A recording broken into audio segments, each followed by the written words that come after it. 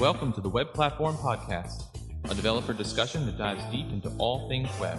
We discuss topics relevant to developing for the modern web and the web platform of today, tomorrow, and beyond. Hello and welcome to another episode of the Web Platform Podcasts. 3 of 4 web developers currently approve of this podcast. It's pretty good for us, Leon. Pretty good. It certainly is. Hello again, everybody. We are your hosts, Justin Ribeiro and Leon Revill. Hey. Today we're talking about Elix. But before we get into Elix and introduce our guest this week, I'm going to throw it over to Leon, who's going to go through This Week in the Web in 2 minutes or less. Leon? Thank you very much, Justin. So first of all, we've got a Preact 8.0 beta release. Apple updates the Safari technology preview to be release 27 with Web Inspector updates. Firefox will be adding a settings section that's going to let you control the performance of an application. Google Chrome's updating the way that web pages skip back to the top. So there's a pretty annoying issue that if you load a web page which is still loading content and you're scrolling down, it'll keep jumping back up to the top. So a latest update in Chrome should stop that from happening. Work continues to bring the certificate viewer link back to Chrome's page info window, and with a code review ongoing, so hopefully the update will be landing in 59. Recently, Twitter's been writing a series of informational posts about their path to Twitter Lite, which is a progressive web app at scale. One of the posts this week was from Paul Armstrong, which dives into high performance and React. A new release of Microsoft Edge, number 15, which brings a host of new features, which includes the payment request API, Brotli compression support, WebRTC version 1, and importantly, CSS custom properties, and there's loads more there as well. And a new community has arisen called pwastats.com, which is a driven list of stats and news around progressive web apps and their ability to be better for end users. So that's This Week in Web. Back over to you, Justin. Thank you, Leon. Some really good stuff coming out this week. Yeah, especially custom properties in Edge is amazing. Yeah, I mean, anytime you see those primitives just sort of bubble up to the top and, every polyfill down is another good day for us all, though I'm still going to end up shipping those polyfills. Yeah. So this week, we're talking about Elix. And our guests this week are Rob and Jan. Rob and Jan, welcome back to the program. Good to be back. So if y'all could introduce yourselves to those who are new to you, that would be lovely. Jan, how about you kick us off? I'm Jan Miksovsky. I'm one of the founders of Component Kitchen, along with Rob. We're a small company that focuses on web components, and we're the organizers that put together the Elix project that we'll be talking about today. I'm Rob Bearman. I'm also working on Component Kitchen with Jan, and Jan and I have been working about 3 years in the web component space. Well, thank you very much, gentlemen, for being on the program today. So to kick us off, tell us a little bit about Elix. Like, what is the Elix project and sort of what is the goal with it? Sure. So Elix is a community-driven project. It's focusing on building a library of high-quality web components, and those components address common UI patterns that you find throughout web applications. These are things like lists, menus, carousels, menus, dialogs, things like that. And we're building that all as web components to a pretty high quality standard. We've been on the podcast before last month to talk about something called the gold standard, and we build our components to that standard so that we can make them as good as we can, and hopefully as good as the native built-in HTML elements. We've been wanting to be in this space with opening up an open source project to attract and bring on those in the community who are interested in both building high quality web components as well as consuming them. So this goes well beyond just Jan and me and Component Kitchen. We are trying to attract as much of the industry as possible to build out these components for the good of the industry and to help build momentum behind the web component space. So on that note, you think that Elix will be most useful to both developers and, maybe more general kind of component consumers, in websites and applications alike? Yeah, there's a bunch of different levels at which someone might be interested in this project. So it's, it is a library of web components there are other libraries like this out there. And like those, the idea is that if there's a problem you've got in your web application, you want to add a particular kind of element. I don't know, you're trying to add a tab panel to your UI, you can declare Elix as a dependency, do an npm or yarn install, pick that up, and then you have access to that. You can use the tag in HTML. Anywhere you can use a regular HTML tag, you'd be able to use the Elix tabs tag, and you'd have this very high quality tab element in your component in your project. And so, that's a very simple form of engagement. We think there's also people that are building components that want to build them to a higher quality level. And, there's a big difference between the ability to create web components using the Shadow DOM and custom elements APIs and delivering on developer and user expectations for a really good component. And so we lean on that gold standard checklist as our quality bar that we're trying to meet. And to do that, we build lots of little pieces of components that can get put together to make these components. We use them ourselves, but we also let other people use them to make high quality components of their own. Yeah, so in the last episode, we talked about how everybody wants to build really high quality web components and reusable components, but it's often difficult for smaller companies or even larger companies to be able to dedicate that time to make the elements they create to be really reusable. So the idea here then is that, with it being an Elix component which is created against the gold standard, developers will know that they're going to be really high quality, and they can use all of that work that you've done, that you've put into that component to kind of have that as their basis of maybe, and then extend it. And they've kind of got a lot of that stuff for free. Is that correct? That's right. Yeah. So there are a couple sort of areas we like to point to specifically.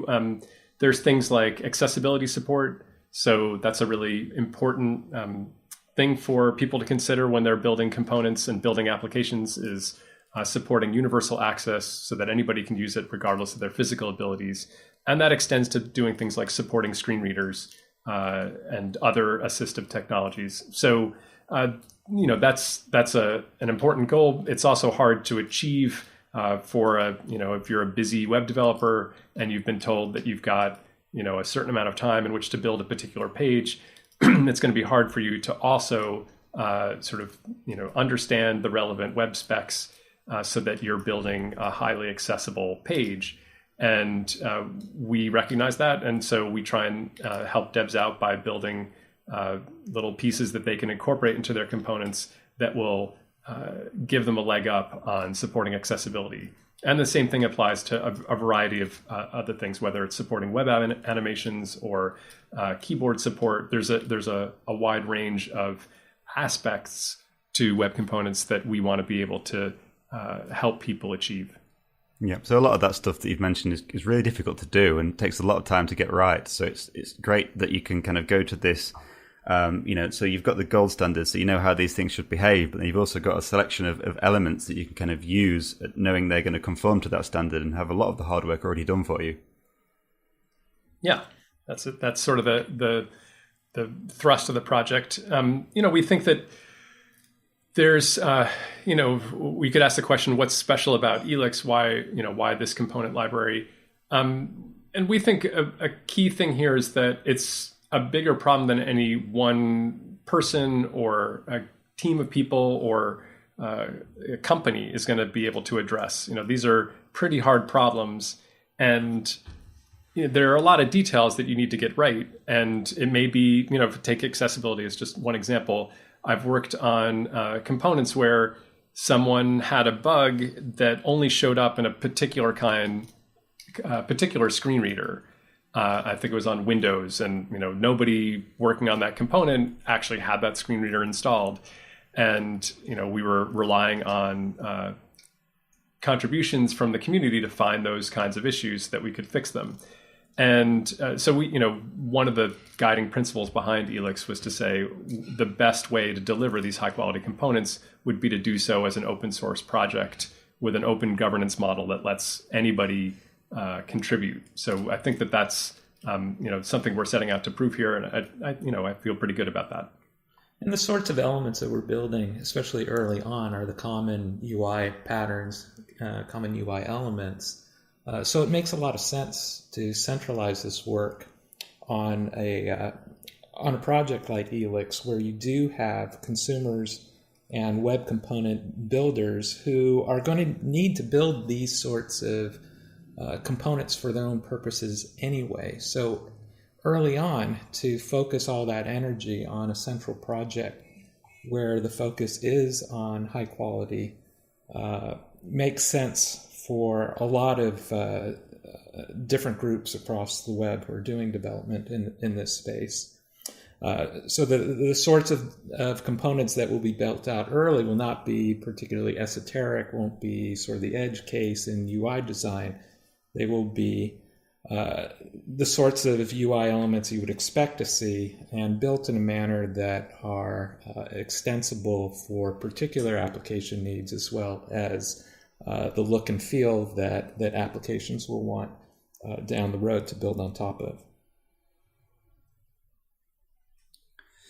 Yeah, so on the kind of governance model, I know that Elix is using like an RFC process. Could you kind of describe how that works and what the benefits are of doing that kind of process? Sure. When Rob and I were trying to get Elix going, we were talking to a number of companies about putting the project together, and a pretty important question was how we were going to organize that. I think there's, everyone understands the idea of open source, but we don't really have a great vocabulary for talking about open source projects. There's quite a range of ways that they get organized. For example, a pretty common thing to do would be for a company to have some library that it's created that it feels would be useful to the community at large, and for different motivations, they decide to put that out there. So you could take Facebook with React, or Google with Polymer. They'll open source that, but they retain pretty tight control over the direction of the project. They've got internal customers of that technology that they want to address, and they have particular corporate objectives that they're trying to meet. And so you might really like React and think that it should go in a particular direction.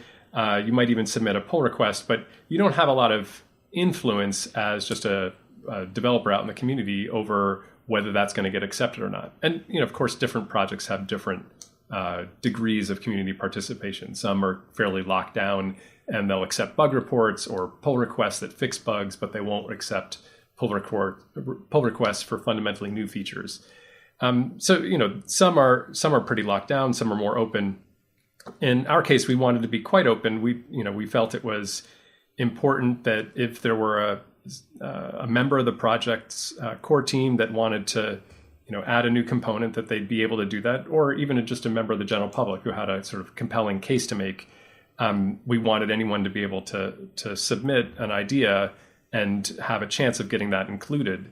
But at the same time, we need to balance that against the reality of trying to keep the project cohesive and moving in a consistent direction. So you can't just open it up to every idea. Otherwise, you end up with, say, a library that's got components that are really niche things that meet one person's need, but don't really they're not really appealing to the general audience. So Rob and I sort of wrestled with that question for a while of how to organize it, and we had a really great meeting last year with Yehuda Katz, who is the force behind Ember and a number of other projects. And he suggested that we consider an open RFC process like the ones that they've instituted for Ember, and also projects like Yarn, Rust. There's a number of projects that use this process. And the basic idea is that everybody involved in the project, whether they're on the core team and actively involved, or just a contributor out in the web, anybody can submit an idea. That goes through a process where you write a document called the request for comments, or the RFC.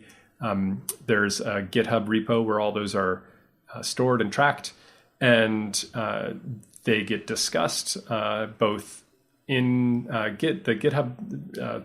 It's implemented as a pull request when you make a suggestion, so you can comment on it like any pull request.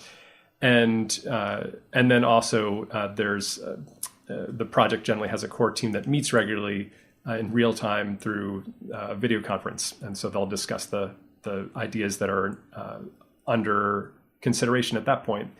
And the group collectively hashes out the idea and decides whether it's something that the project wants to pursue or not. Once the idea is accepted, then the original contributor or someone else is free to begin implementation, and then that's followed with a separate PR on the code side to actually make the change that was described in the RFC. And we thought that was a pretty compelling way to get things done, because it allows anyone to kick things off. It's relatively lightweight, doesn't require a lot of oversight, and yet it does provide a set of checks to make sure that everyone's getting a chance to comment on an idea before it's adopted. One of the things that Yehuda told us was that it's a great model for thinking through what you want to build, what you want to contribute, what you want to extend the project with. Because just the act of writing it down, having to explain it to others, pokes holes in your own thinking and forces you to think through the idea more clearly. So that's a great aspect of the RFC project. It's also, nobody is free from the process. You don't have any special authoritative members of the group who do not have to do this. Everybody, including the core team, when they want to add significant changes to the project, will write it up. The other great aspect about it is that the project becomes self-documenting. You have essentially an audit trail of thinking. You have a history of thinking that is preserved in the RFCs that are committed to the project. And we're finding already how useful that is, because as we're building out the elix.org website, we are using the work that was put in to some of the RFCs to help document and explain the genesis and the purpose of the early elements that we're building. So it's a great mechanism for getting contributions, for explaining contributions. When somebody is new to the project, they're able to essentially read a history of the work that has been done to that point. So we're finding that it's a great way to open up the system and make it ongoing in that way. Do you find that a lot of developers understand the process? Because I've seen the process, and Ember is a pretty good example. Rust as well. In terms of requests for comments. I mean, it is a different sort of developer that has a tendency to write an RFC, though, isn't it? I mean, you're typically not necessarily a newcomer who's looking for a first bug ticket to fix. You're more looking for someone who has a sort of bigger vision, I suppose, over the scope of things. I mean, it is a slightly different type of developer than you might normally get on, sort of, I'm going to say, freewheeling projects. Yeah. There is some structure, and so that structure entails a certain set of costs. A certain amount of energy is required to get something proposed and adopted.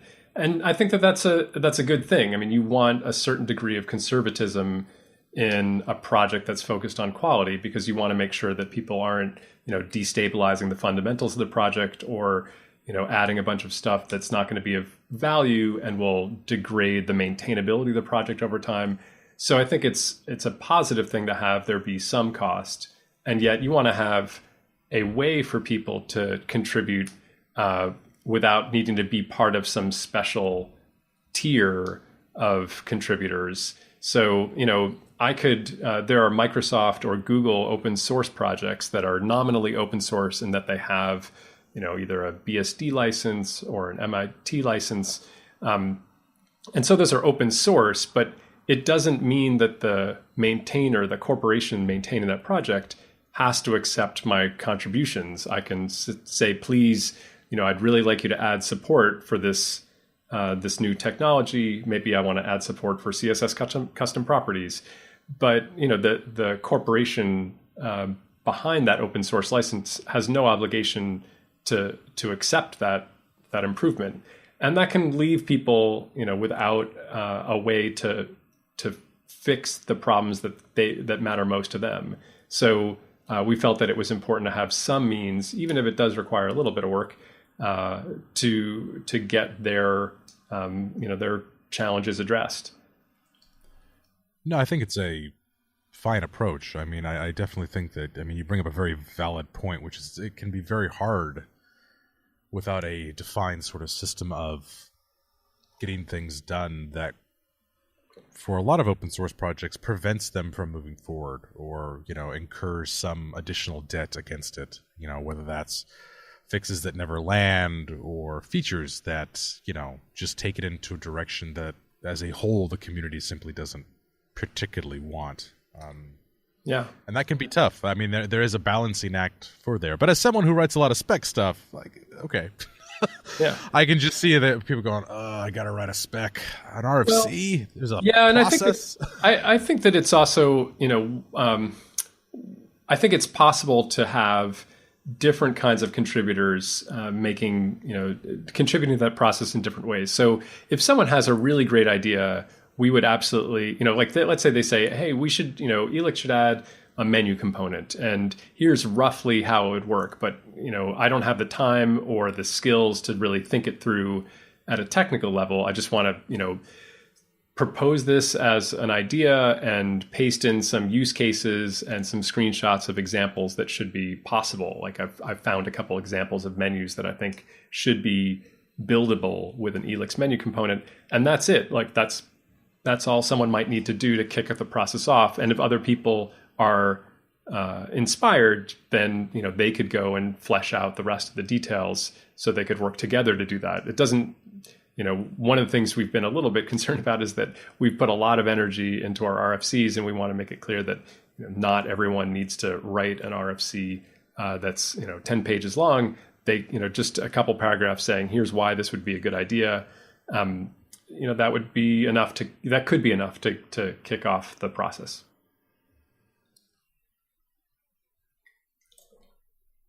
I think a few key points that were discussed there is the first thing is having to commit your thoughts, to at least a semi-official document kind of really help to solidify your ideas and make sure that the thing you kind of propose has some kind of sense to start off with. And having the trail that you mentioned there, being able to go back and look at why a thing was originally proposed, why it was implemented that way. The amount of times that I look at code I wrote 6 months ago and go, why did I make that decision? Having that that there is going to be really, really useful moving forward, I think. Yeah, and I think that just in general, like one of the things that I've found challenging in web components specifically and open source in general is that engineers tend to focus their documentation efforts on documenting, for example, an API. So the standard practice that Polymer kind of sort of set the precedent for was they use JSDoc as the sort of de facto way of documenting a web component's API, and then you can use various JSDoc tools to extract the API documentation. And that's great for documenting the properties and methods and events on a component, maybe a short header that explains what the component's for. But there's a ton of detail and thinking that goes into a component. So, for example, Elix has a list box component, and simply like just looking simply at the keyboard support, there's a ton of user experience details that need to be described and captured related to exactly how the home key and the end key and page up and page down, like how all those keys work. And that there's no real obvious place to put that in API documentation because it's essentially invisible to a list box outward facing API. That's all internal user interface behavior related to the keyboard when the user's got the focus on the component. And so if you focus just on API documentation, you'll never have that described.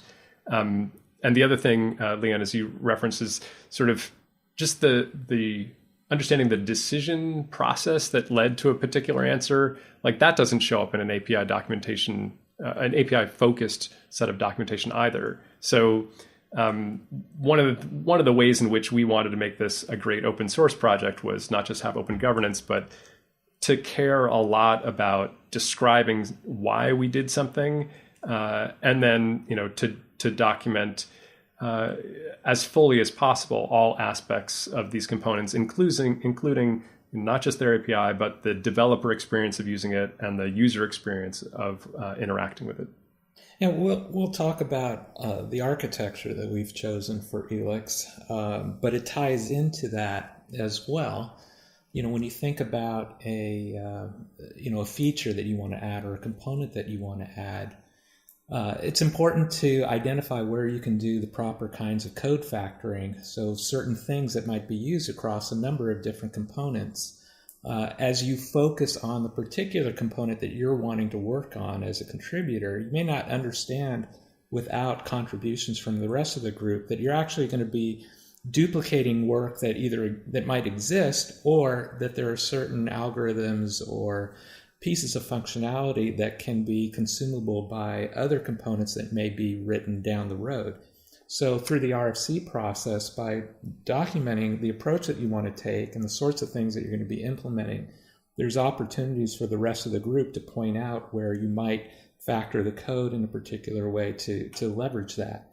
So we get a lot of wins by going down this route where you have to think a little bit ahead of time and signal to the rest of the group how you would go about implementing something. Yeah, and on top of that as well, I mean, the kind of documentation beyond the API documentation is much more important if you're going to be using Elix elements as base elements to more complicated components as well. Having that information to understand why it behaves in a certain way, etc., is really valuable in that situation too. Yeah, absolutely. And as Rob said, he mentioned our architecture. We've started with this idea of building these high quality components that measure up to this checklist we call the gold standard. That's a long list. It's a lot of stuff. And so we were trying to figure out, what's the best architecture for meeting these 60 or so requirements for every component. And one insight that we had early on was that many of the aspects of component behavior that you want to address in a high quality component, those aspects are orthogonal, or that is to say, independent of each other.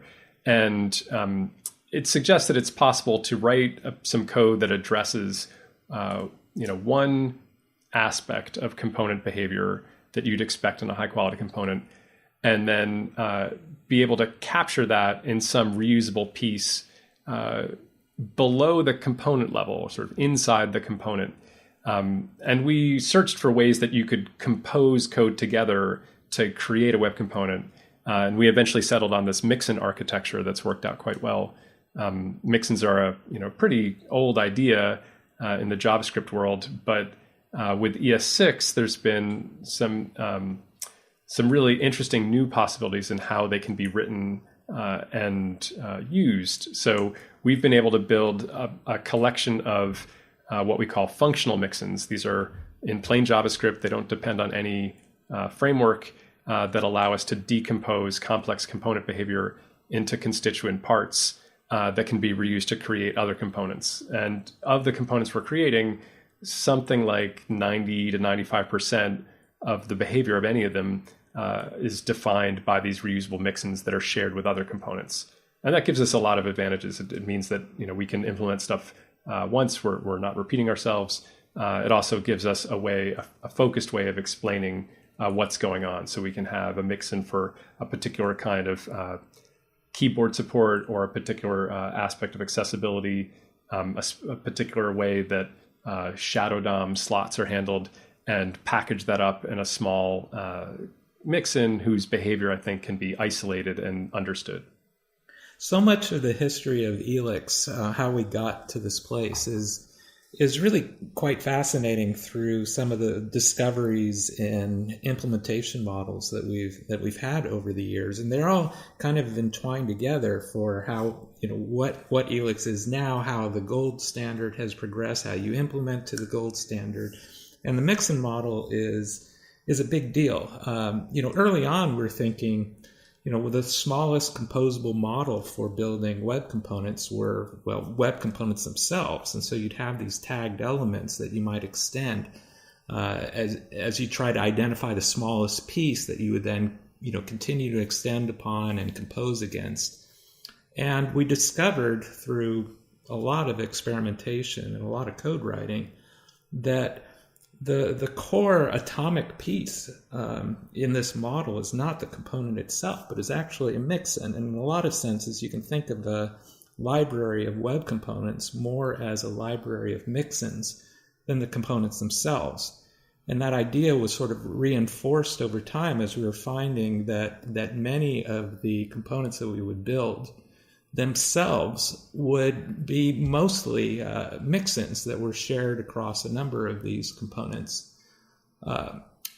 So tying that back with the gold standard, this was an implementation model for identifying some of those pieces of code that you would write that would satisfy certain elements of the gold standard that would apply toward a number of different components. So it really was a great model to build against, and we're finding a lot of success going forward in how we're able to sort of snowball our efforts against existing mixins and building the mixin library as we extend out the component list. Yeah, I think the mixin approach is absolutely fantastic. I mean, I think it's safe to say that it gives Elix a kind of real edge on maybe other more traditional component libraries, because not only can you reuse and use the components that Elix offers, you can also go further than that. You can take the fundamental building blocks of those components and just use parts of them to build up something completely different. But again, you've saved loads of time because you can reuse all the work that's been done to build the mixins for Elix and use them in your own components. And I think that's really powerful. I think it's interesting to me.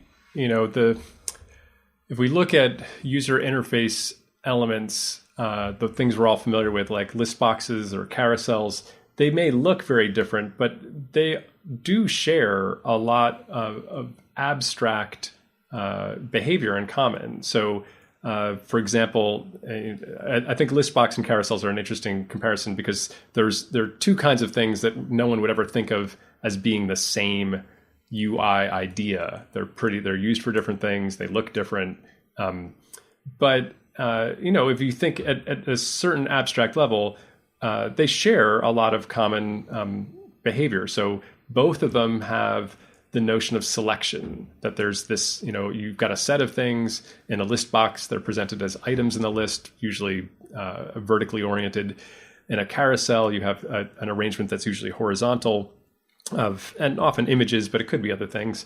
And in both cases, one of the items in the set is going to be sort of the selected one. And in the case of the list box, it's maybe got a highlight around it. In the case of a carousel, that's the only one that you can see or is occupying the center stage. But the way that you want to deal with that selection, you want to know which item is selected and what's the index of that item. You want to get an event when that item changes. You want to be able to move to the next item or the previous item. You want to know if there's a next item or a previous item so you can enable different or disable, in the case of a carousel, little arrow buttons, for example. And so the idea of looking at these components and looking for those common aspects it sort of leads to discoveries like, selection or a single selection, that in the abstract is something that we can actually create some code around that's independent of the particular expression in the user interface of a list box or a carousel. And that means that if someone, if we deliver that, Elix has a mixin called single selection mixin that implements that abstract idea.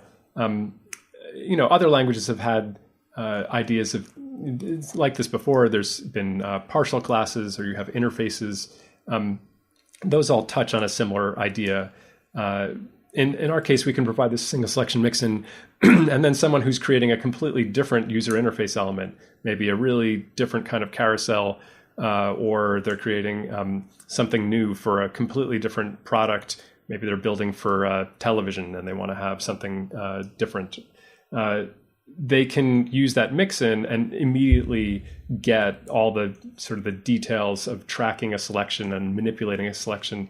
They can get that for free. And so they can focus on just the part of their component that's really unique to their application. So the other thing that the mixin model opens itself up to is the notion of a really well written set of unit tests for a project. Given an architecture where the bulk of the code is written in these sort of atomic mixins, then your unit tests are focused at that level as opposed at the highest level of sort of the UI interaction with a completely written web component. So it also then ties back into the notion of the Rfc process, of course, because you're really wanting to define these mixins in such a way that you get maximal reuse and maximal performance and code quality. So when you're able to focus your unit tests against this level, you're really able to get down into the guts of the internals of a web component and do some sophisticated automated testing against it. So Jan gave a few examples there of some behaviors which have kind of been turned into mixing. So how does a behavior qualify for a mixing? Like, when do you decide that this is worth putting in a mixing? Is it when it's usable in two different places, or can you describe that process a little bit?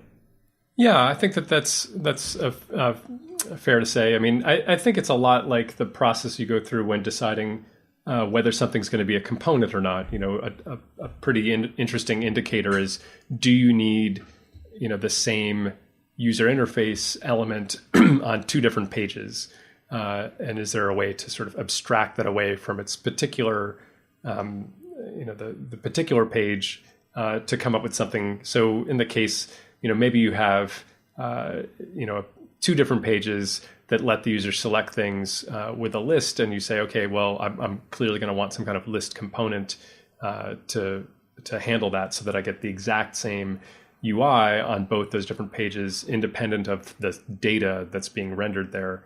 And in the same way, if you're building multiple components, you may conclude that there are aspects to those components that you'd like to be the same across those components, and that leads to sort of identifying, what would be an interesting mix-in. So I think it's a very similar process.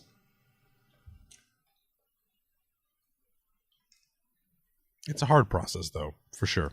I think people struggle with it all the time. I mean, we struggle with it, just trying to explain to newcomers to sort of that component architecture exactly where that dividing line is, because if you're not careful, you'll divide into tiny atomic pieces that are just unmanageable, to the point where then no one wants to build on top of them, and then you're going, ugh. Yeah, this is got to redo everything. That goes into the governance model to a certain extent. That you're always going to have, or you hope to always have, a core team that carries a lot of the institutional knowledge. The RFCs again provide a historical context as well as the technical descriptions for how things are done. So as people cycle in and out of the project making contributions, there's a history and somewhat of a guideline for, at what level do you define these atomic pieces at the mix-in level. And you always have the core team members to help guide the right factoring decisions on there. So you hope to have the best of both worlds this way, but a big part of it is sort of the ongoing expertise of those who have been working and contributing to the project. Yeah, it is a specialized discipline. I remember years ago I saw an interview with someone who worked in a factory, and his specialty was making tools that were then used by the other factory workers to maintain the equipment in the factory. And that's a pretty specialized discipline. Like, he has a really good sense of how to build hand tools out of metal, and someone says, hey, I need a new kind of something to be able to adjust this widget on this piece of manufacturing equipment quickly, and then he could go and build a tool for that purpose. That's pretty obscure knowledge that's not needed by everyone who's working there. And in the same way, knowing how to build these mix-ins, that's a pretty refined or rarefied discipline. So it's not something that I expect everyone to be able to do. But I do hope that we can sort of create an interesting set that people can then compose together to solve a problem. That's the level I think that being able to compose them together is something we hope other people can do, as well as interestingly leave stuff out. So to build a list box that checks all the boxes on the gold standard and sort of meets all user expectations is a lot of code. I think it clocks in somewhere like 2,500 lines of code to do everything perfectly. And someone who's addressing a very specific scenario may be able to get away without everything. Maybe they've got a short list and it's never going to need the page up and page down support. And so it's kind of cool to be able to take our list box reference implementation, which is really just a collection of mix-ins, and leave out the ones that you don't need for your scenario. So I think that's also kind of an interesting way to exploit this idea. Yeah, I think that you make a valid point. It's hard. Like, if it was easy, I suppose, then we wouldn't be having this conversation right now, and new projects would not spring forth. And that's the pitch that we make to groups about Elix, is that we're doing Elix because it is hard.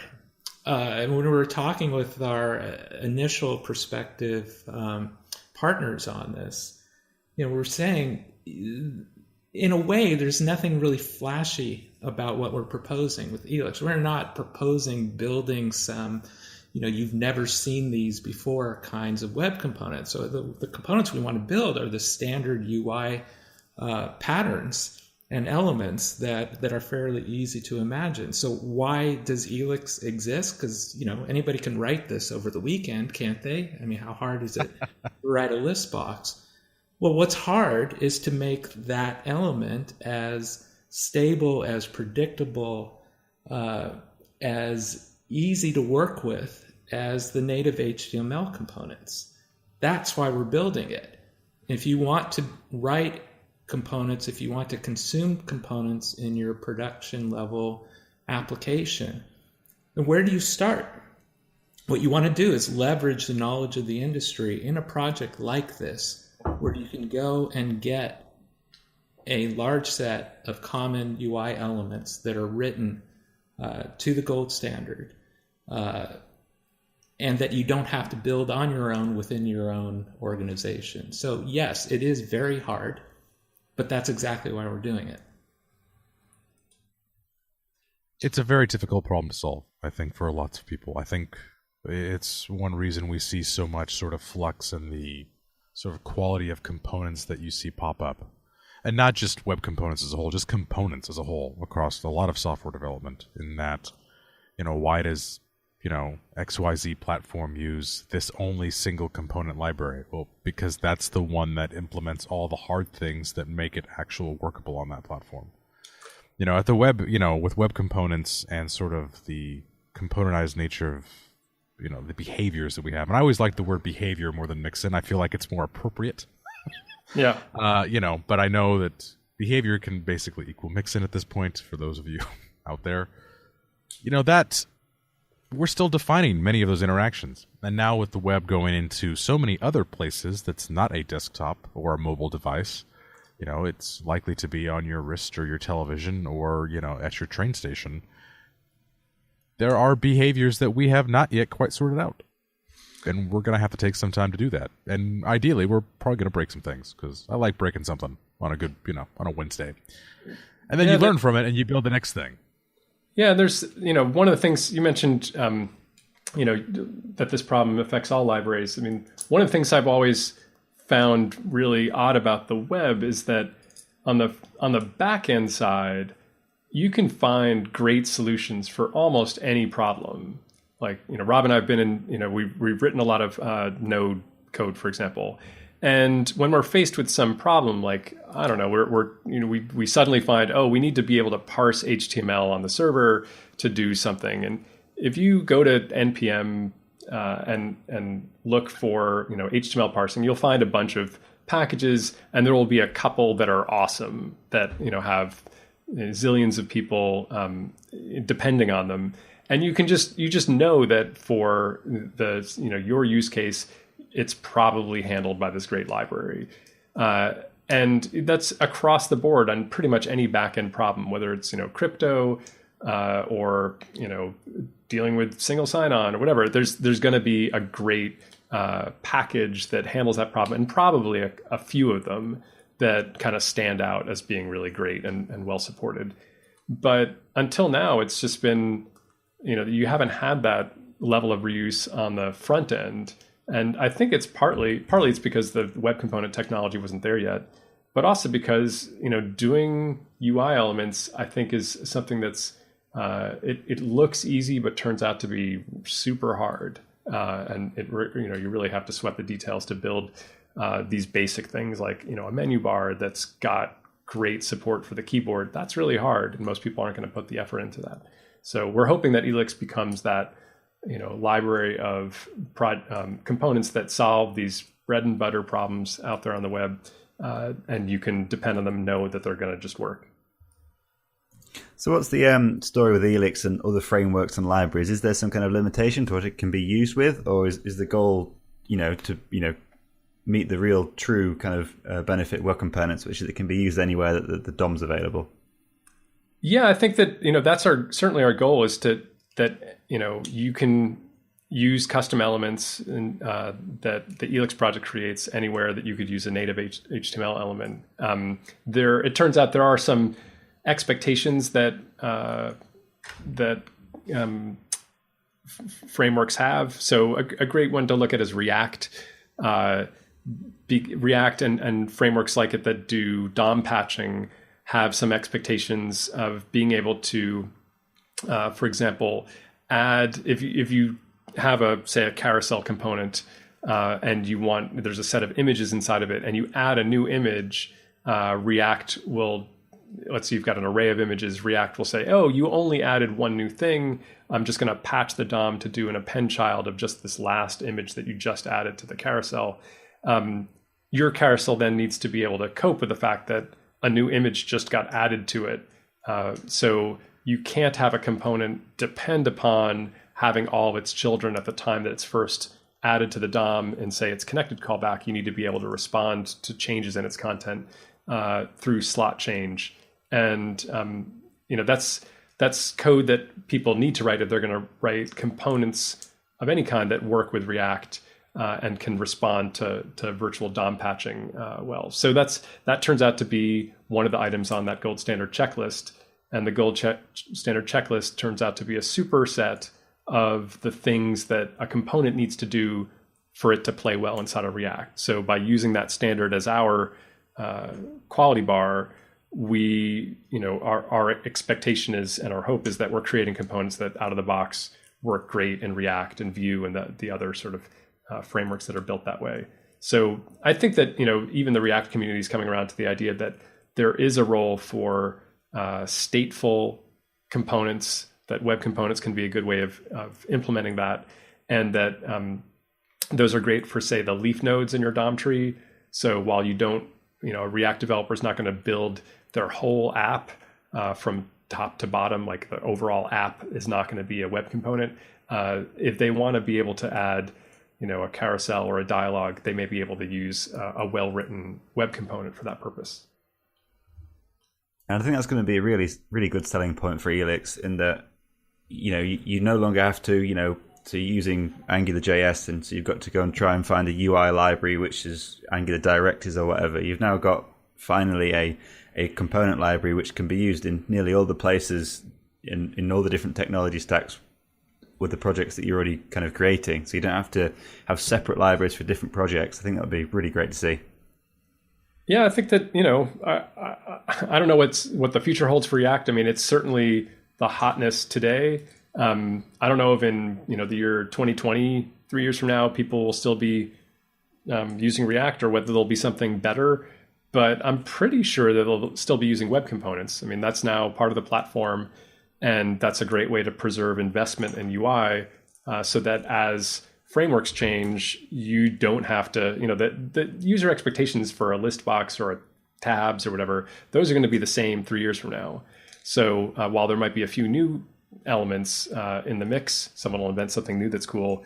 My guess is that if you looked at apps 3 years from now on, mobile phones, they probably have lists, they have links, they have dialogs, they have, a lot of the same stuff that we've got now. So being able to build those things in a high quality way now and then reuse them in the future is pretty appealing.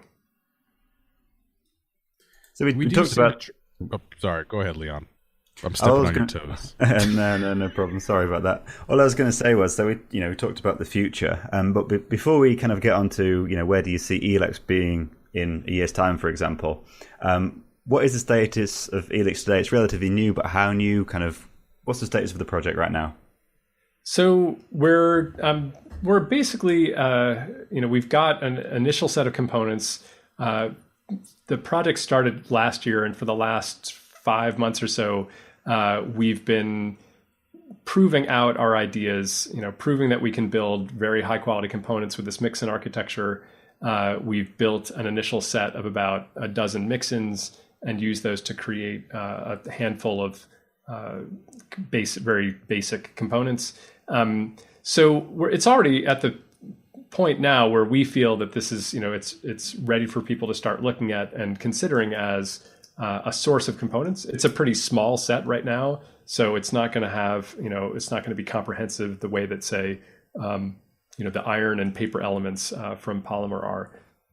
Today it's much smaller, but we do think it's got, some unique advantages. As we've talked about already, it's built in this way where complex component behavior is decomposed into mixins that people can reuse to solve problems that are slightly different from the ones we're solving with those components. So if people are finding themselves kind of boxed in by a particular component collection and are thinking about building web components from scratch today, then I think Elix is already something that they should be looking at, and certainly something that we'd want people to follow.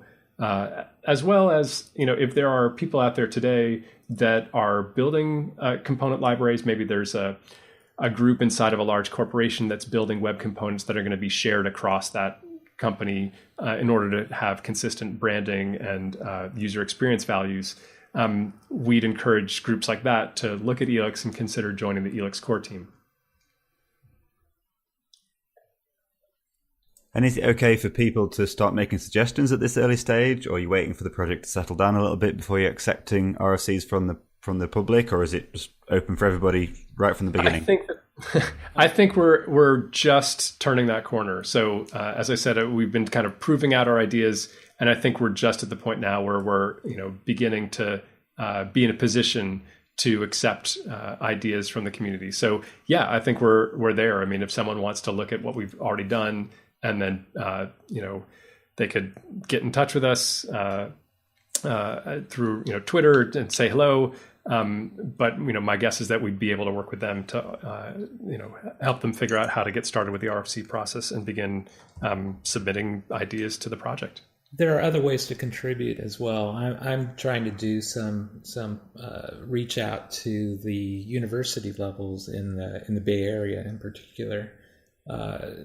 This is a great open source project for new developers to come in and start working with, even today, whether it's writing unit tests or whether it's writing sample applications that model PWA best practices using the existing list of components that Elix supports. There are a lot of great ways for people who want to get their feet wet in the open source space to come in and start making contributions at a particular level with Elix, and as they learn the underlying code, then be in a position to make further, more deeply technical contributions going forward.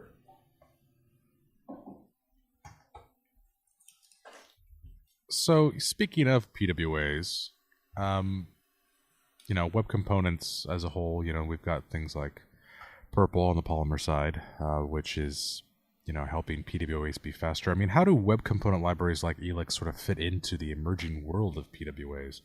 I mean, because obviously, as Leon mentioned during the sort of top of the hour, with things like Twitter Lite, which is built on top of React, is a PWA. Like, how do these stories merge? Like, it is quite a merging of differing perspectives to get you to the same end goal, correct? Well, this is something we want to start focusing on, actually, even early on, and I made that case, for like college students coming in and working with us, because one of the testing aspects and one of the architectural proving aspects is how well does a well-written component library work in the PWA model. And it also goes towards sort of settling out this issue. You don't have to architect an application as a web component and sort of a series of nested boxes of web components. So web components at the leaf node level is a great way to organize common element code as components within your application. And so we recognize that part of our testing model is to start building applications or sample applications or test applications using web components within a number of different frameworks for how you would build PWAs.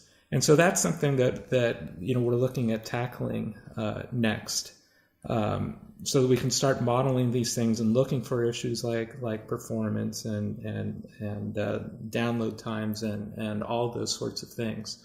So we believe that when you write web components to the same sort of quality level as you do regular HTML components or regular HTML elements, that you're going to fit well in the PWA space. Yeah, I think as web developers, we've all had this sensation over the last few years where maybe we meet someone who's at a company and they've got three teams. They've got their Android team and their iOS team and their web team. And as web developers, we kind of would like to think that you could just build your product as a web app and then use it in all three of those contexts. And there's been a bunch of limitations that has prevented that from happening. But now we're getting to the point where that's actually a pretty compelling architecture. And the economics of that are huge, that being able to have one team building sort of your core product and leveraging that across both of the key mobile platforms as well as the web generally, that's a huge advantage for any company. And I think that web components are a part of it. If you tell someone, even if you've got service workers, say, like, you're still going to have to build a UI that looks as good on mobile as everything else that's on that user's phone. And they've got a lot of expectations for the level of quality and polish, the responsiveness of gestures on and there's just a bunch of stuff that needs to get done to measure up to that user's expectations for how that mobile app behaves. So we had an interesting example just a couple weeks ago. There was a tab component that the Elix project includes, and I wanted to show that could be used for navigation, not just for, people usually think of tabs as for configuration UI, or dividing up a large web page into pieces where you can see just one piece at a time. But if you look at the bottom of, say, the Twitter app on the phone, like, there's these buttons across the bottom, and they basically behave like tabs. So I wanted to show that you could build tab. You could build that UI with tabs. So I took our tabs component and then created a demo that used that for this mobile application, for a little mobile demo. And one of the things that I noticed is that on Chrome, and I think the other browsers as well, if you have something that's a button, and you provide, if you have that just as a plain button on the mobile web browsers, when you tap that button, the mobile browser decides not to show a focus rectangle around that button because the user, the user's using touch. They don't need that focus. And so that's sort of standard behavior, is that you don't see a focus rect on mobile for a plain button. But curiously, if you have a custom button, like you set its background color or something, then the browser will say, hey, I don't know what your button looks like anymore, so I'm going to show a focus rect around it. And it turns out, that's like a small detail, but if you have a mobile app and you're trying to convince someone that this app that they're using is as good as the rest of their Java or Swift apps on their device, like showing a focus rect on a navigation toolbar looks awful. Like it just doesn't, suddenly the users, the spell is broken and they tap the little home tab or the search tab. And if they see a yellow or a blue focus rect around that, then suddenly they're like, wait a minute, this isn't a mobile app. This is something else. And so it turns out Rob Dodson and Alex Boxhall at Google had been thinking about this problem, and they'd had this proposal for some changes to CSS. And basically a way to think about focused rectangles on devices that are using touch primarily. And so we were able to we were inspired by that. We're able to include some changes in our tabs component so that when you're on mobile, in this example, and you tap on one of the tabs, you don't see a focus rect. Okay, so this is this like little story about a teeny UI detail. But when you zoom all the way out and think about this, like being able to have a navigational tab structure for your mobile application, like you want to be able to do that. That's an important part of the mobile application experience. And if you can nail that, if you can convince the user that this is a mobile, like a real app, that's a key part of any PWA strategy. And so, I think that the web components will be a key part of letting people build PWAs from constituent components, put them together, and create something that not only runs on your mobile device or your desktop device, but feels native to that device. Like that's going to be in the long run every bit as important as service worker. Yeah, and there's a lot of specs sort of being worked on right now, sort of in the test phase. I know like things like the Web Share API, which is in an origin trial right now in Chrome, allows you basically to have a native looking experience on your share. And actually, if I'm not mistaken, I'm pretty sure they just implemented that in the Twitter Lite mobile variant too, which if you have not tried that PWA, it's really something else. I've been using it for a while at this point, and it's just lovely. I think Twitter Lite's going to be, I think, it's a little bit like Google Maps was back in like 2005, where they did. They weren't actually the first to build an Ajax app. I think Microsoft was. They used it in Outlook Web Access. Used XML HTTP request to build sort of the original Ajax app. But I think Google Maps was kind of this big experience for people where they realized the potential of what you could do in a website. And in the same way, I think Twitter Lite will be, sort of a turning point for PWAs as people realize what's possible with them. So, as Elix go forward, words. I can use words, I promise. As Elix moves forward, where do you all see yourself in a year from now? I'm hoping that a year from now we've got, we've been able to build a healthy, sustainable community of people behind the project. So that includes, members of we'd like to have an expanded core team, companies that are, care about these problems, that are helping us and are working with us, as well as, a large audience of people using these to build their PWAs using web components. So I'm hoping that we're going to have that community.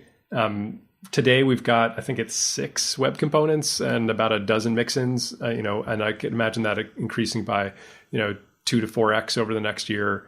So that by the time, this time next year, I'd like to be talking with you guys about how, Elix is the preeminent web component library for, high quality user interface components for web apps. And as Edge and Safari and Mozilla build out their support for web components, we're hoping that that the Elix project serves sort of as a reference that all those teams will work against, as somewhat of a test environment as well. How well do their web component implementations work against the Elix library. And it becomes sort of a core notion that's the go-to project to look at for the basic elements that are written at a gold standard level. Yeah, that'd be really interesting. I really hope that does happen. So, where can people go to find out about Elix? Is there a website yet, or where's the best place for people to check it out? We're happy you asked. Elix.org, elix.org is the place to go. And that has full documentation of the concept behind the project, our components, our mixins, how we build things, as well as links to the gold standard that we measure all of our components against, and our GitHub repository. So if people want to contribute to the RFC process, they can do so by following the link to our GitHub. And then they can also go to the core Elix repository to get the components themselves. That's excellent. So I'd really encourage everybody to go and check that out and take a look, play around the examples. Thank you so much for coming to talk to us about Elix today, guys. Really appreciate it. Yeah, it's been a pleasure. Great. Thank you. And this has been episode number 129 of the Web Platform Podcast. We were your hosts, Justin Ribeiro And Leon Revill. Thank you very much. And have a wonderful rest of your week.